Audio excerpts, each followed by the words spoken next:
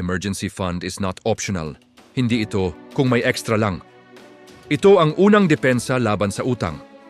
Kapag may emergency at wala kang ipon, ang takbo agad.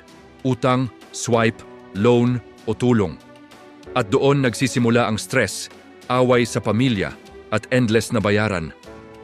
Pero kapag may emergency fund ka, may kapayapaan ka sa isip. May sakit, hindi panik. Nawala ng work, hindi takot bigla ang gastos, hindi galit sa isa't isa.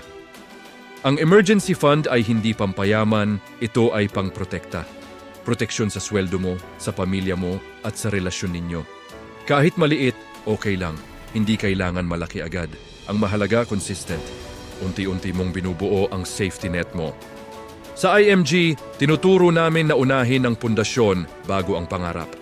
Dahil hindi ka makakaipon ng investments kung lagi kang nagbabayad ng utang.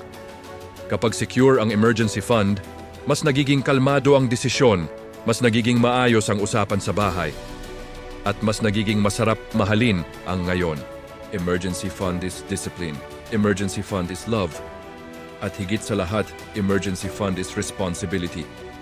Kaya dapat mo alamin at matutuhan ang tamang pag-manage ng iyong pinaghihirapan kitain. Paano? Just do a simple comment, reality, at I-message kita, or feel free to direct message me. Secure at iga-guide kita. Please like and share this video. Go ahead. Thank you. See you in my next video.